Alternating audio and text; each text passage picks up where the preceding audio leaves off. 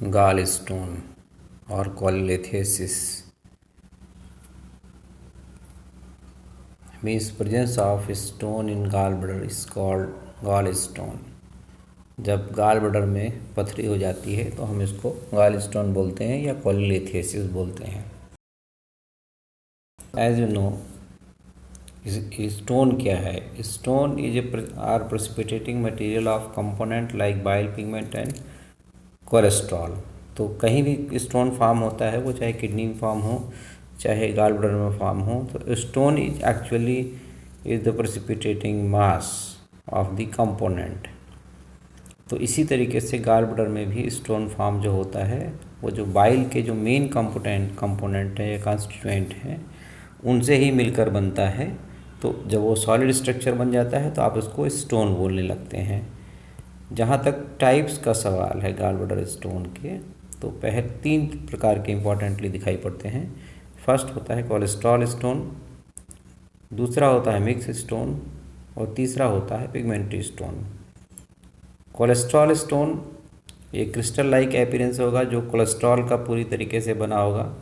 So here the radiating crystal-like appearance, it is purely formed with the by the cholesterol. And second, mixed stone, this is the most common type of stone। सबसे ज़्यादा यदि कोई stone बनता है तो वो होता है मिक्स्ड स्टोन, और वो ये ज़्यादातर इन्फेक्टिव मीडियम में बनता है।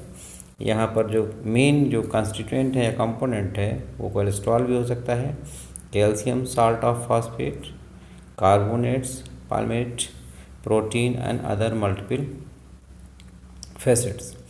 तो इस तरीके से अलग अलग तरीके के स्टोन जो है फॉर्म होंगे, लेकिन जो सबसे ज़्यादा स्टोन फॉर्म होगा वो होता है mix stone. And the third one is the pigmentary stone.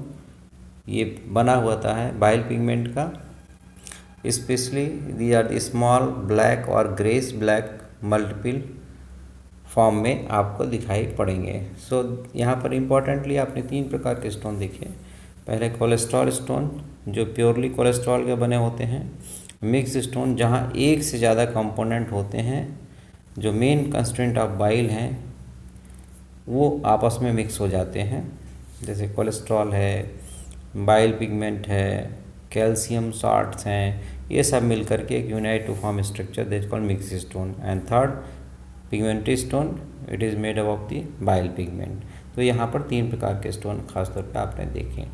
अब यहाँ पर हम पिगमेंटरी स्टोन यदि देखते हैं तो पिगमेंटरी स्टोन 2 प्रकार से हैं, black pigmentary stone and second brown pigmentary stone. Black pigmentary stone ये सबसे कॉमन होता है, मोस्ट कॉमनली ऑकर, जो कि गाल ब्लडर में ही बनता है, जो कैल्शियम मैंगनीज, फॉस्फेट और बाइकार्बोनेट का बना हुआ होता है, और ज़्यादातर ये हेमोलिसिस की वजह से फॉर्म होता है। ऐसा हेमोलिटिक डिसऑर्डर यदि है ब्लड में तो उस वजह से पिगमेंटरी स्टोन फॉर्म होते हैं, जो मल्टीपल होंगे, स्मॉल होंगे और हार्ड होंगे। And the second is the brown pigmentary stone. ये गाल ब्लडर में बहुत रेयरली फॉर्म होते हैं, गाल ब्लडर में कम ही बनता है। ये ज़्यादातर बाइल डक्ट में बनता है, जहाँ स्टेसिस और इन्फेक्शन मेनली रिस्पॉन्सिबल फैक्टर के रूप में होते हैं, और B E coli is the most responsible factor behind the formation of the brown pigmentary stone.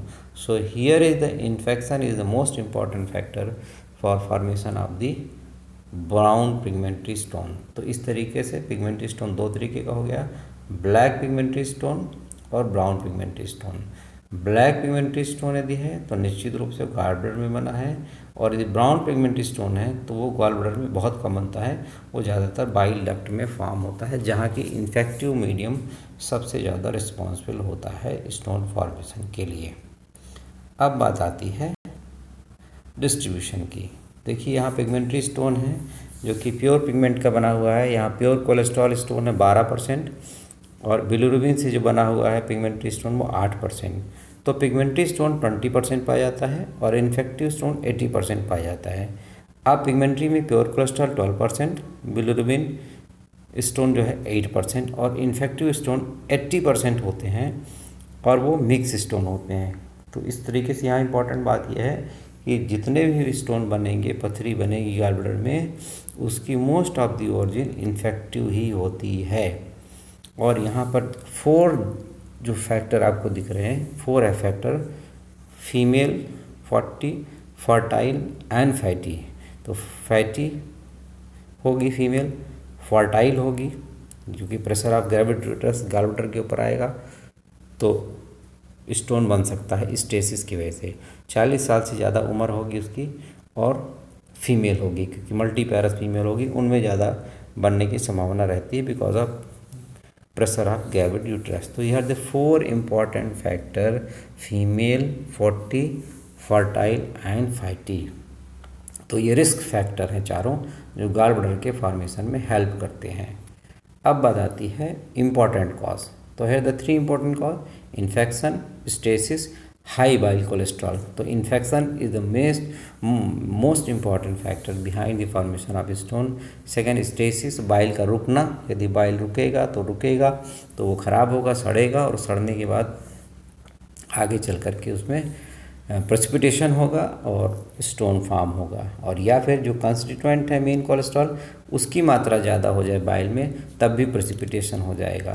तो इन्फेक्शन की वजह से प्रेसिपिटेशन हो सकता है, स्टेसिस की वजह से भी हो सकता है, और या फिर कंपोनेंट ज़्यादा हो जाए तो उसकी वजह से प्रेसिपिटेशन ऑफ क्रिस्टलॉइड हो जाएगा और स्टोन फॉर्म हो जाएगा। अब बात आती है प्रोडिस्पोजिंग फैक्टर, जैसे कि आप देख रहे हैं obesity, female, increasing age, pregnancy and some of the drugs, high fat diet and diabetes mellitus. So these are the 7 important precipitating factor or predisposing factor behind the formation of stone. Next, pathology में सबसे important चीज़ यह है कि जैसे ही infection होगा gallbladder में सूजन आ जाएगी और बाइल साल्ट बड़ी तेज़ी से एब्जॉर्ब हो जाएगा गॉलब्लैडर में।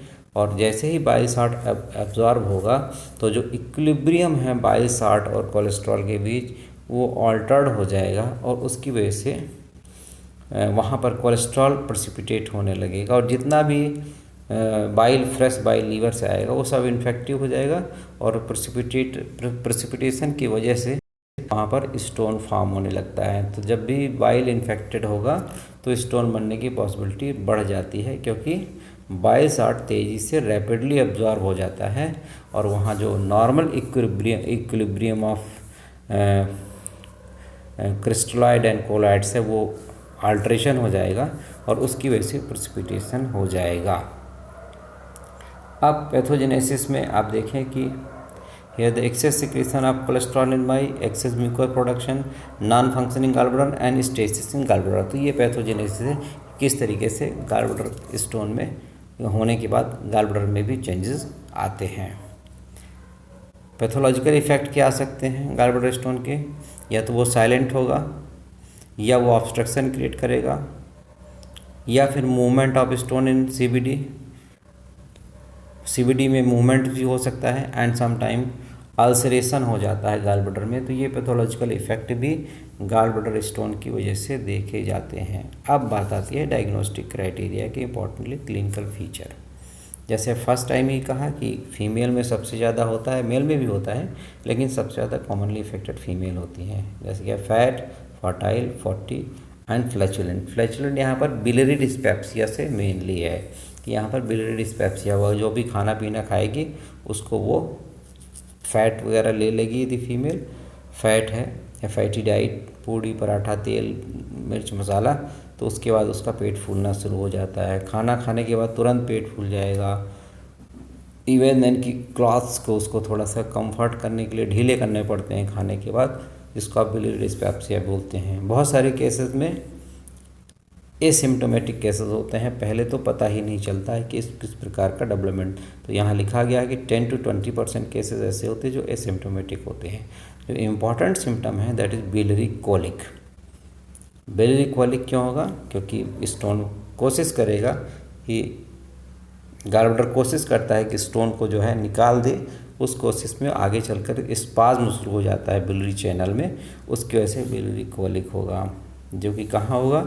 राइट हाइड्रोकॉन्ड्रिक रीजन में, इपीगैस्ट्रिक रीजन में, और कभी कभी रेडिएट करके पीछे भी चला जाता है इंफ्रास्कैपुलर रीजन में, चेस्ट, बैक, शोल्डर। सीवियरिटी इसकी धीरे धीरे बढ़ती जाएगी। स्पाज्मोटिक टाइप का पेन होगा जो खाना खाने के बाद कुछ घंटे के अंदर शुरू हो जाएगा और धीरे धीरे बढ़ता चला जाएगा और ये प्रेसिपिटेट हो जाएगा फैटी मील लेने के बाद। यदि वो तेल, घी, मिर्च, मसाला ज़्यादा खाती है, चूँकि बाइल का काम है इसके डाइजेशन में, तो ये तेल, घी, मिर्च, मसाला लेने के बाद वो काफ़ी बढ़ जाता है। रिपीटेड वॉमिटिंग होगी पेशेंट को, फीवर भी आ जाएगा बिकॉज ऑफ इन्फेक्शन, और आगे आप टेस्ट कराएंगे तो WBC काउंट भी बढ़ जाएगा। तो डायग्नोस्टिक क्राइटेरिया में biliary colic, nausea and vomiting, fever is important symptom. बाकी प्रेडिस्पोजिंग फैक्टर, एक्साइटिंग फैक्टर जो आपको हमने बताए थे वो तो यहाँ पर है ही। तो ये इंपॉर्टेंट क्लिनिकल प्रेजेंटेशन में आपको दिखाई पड़ेंगे। क्लिनिकल प्रेजेंटेशन में कोलिक हो सकता है, कॉलिसिस्टाइटिस साथ में है, एक्यूट हो सकता है, यदि ज़्यादा दिन है तो क्रॉनिक कॉलिसिस्टाइटिस हो सकता है, पेनक्रेटाइटिस भी हो सकता है गॉल ब्लैडर स्टोन के कारण, ऑब्स्ट्रक्टिव जॉइंटिस हो सकता है। यदि CBD में ऑब्स्ट्रक्शन हो गया, आगे चल के पथरी वेनरी चैनल में फंस गई तो पेशेंट में ऑब्स्ट्रक्टिव जॉइंटिस हो जाएगा। कोलेंजाइटिस हो सकता है, गॉल स्टोन इलियस हो सकता है और इम्पाइमा हो सकता है। तो ये सब क्लिनिकल प्रेजेंटेशन है, या वी कैन से कि आने वाले कॉम्प्लिकेशन को भी ये इंडिकेट कर रहा है कि किस तरीके से आगे चल कर के इसमें गॉल स्टोन की वजह से क्लिनिकल प्रेजेंटेशन होगा। अब बात आती है इम्पॉर्टेंट साइन, मर्फी साइन की, कि यदि किसी गॉल ब्लैडर स्टोन है तो यहाँ पर मर्फी साइन जरूर मिलेगा। मर्फी से sign of gall bladder disease consisting of pain on taking a deep breath when the examiner finger are on the approximately location of the gallbladder। यदि gall bladder के location में finger रखा करके patient से आप बोलते हैं कि पूरी सांस लो, तो सांस को पेशेंट होल्ड करता है बिकॉज ऑफ पेन, तो that is called Murphy's sign. यहाँ पर आपको दिखाई पड़ रहा है tenderness and rigidity under the ribs of the right side, right hypochondrial that increase on breathing. जैसी ब्रीथिंग होती है तो वहाँ पर टेंडरनेस, सांस लेगा तो प्रॉब्लम होती है और टेंडरनेस ग्रेजुअली इंक्रीज होती जाएगी, रिजिडिटी इंक्रीज होती जाएगी। This is the picture of Murphy sign with acute cholecystitis.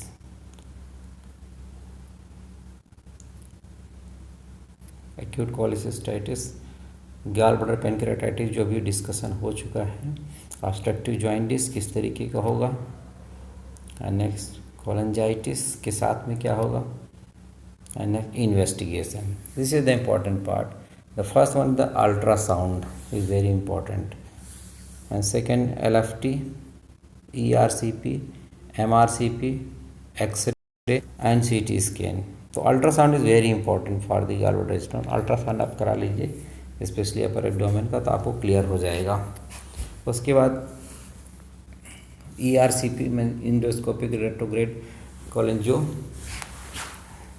पेनक्रेटोग्राफी is a very important investigation, and next one the MRI examination to evaluate the hepatobiliary and pancreatic system.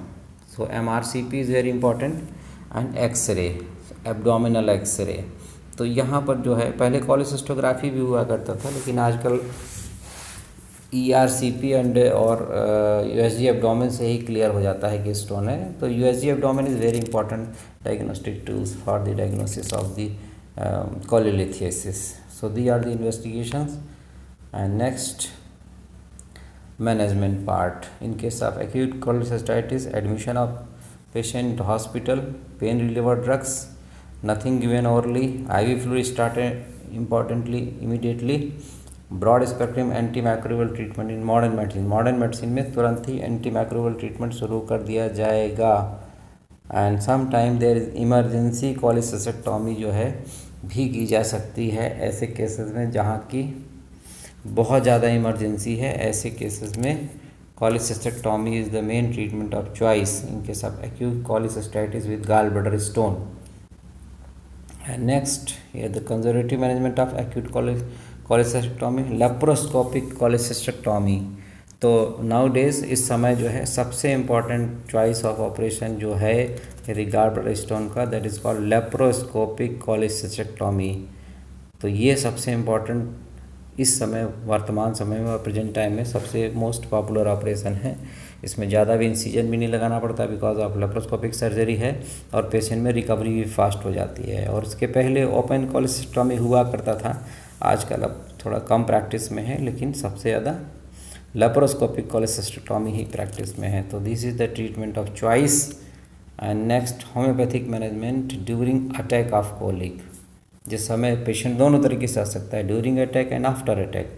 During attack में first rest, second antispasmodic medication like mag phos, nux vomica, colocynth, and next antiemetic medicine, दवा उल्टी ना आए ऐसी दवाइयाँ दी like ipecac, and infusion immediately started and gives light diet, easily digestible diet to patient. So this is the treatment during attack of colic.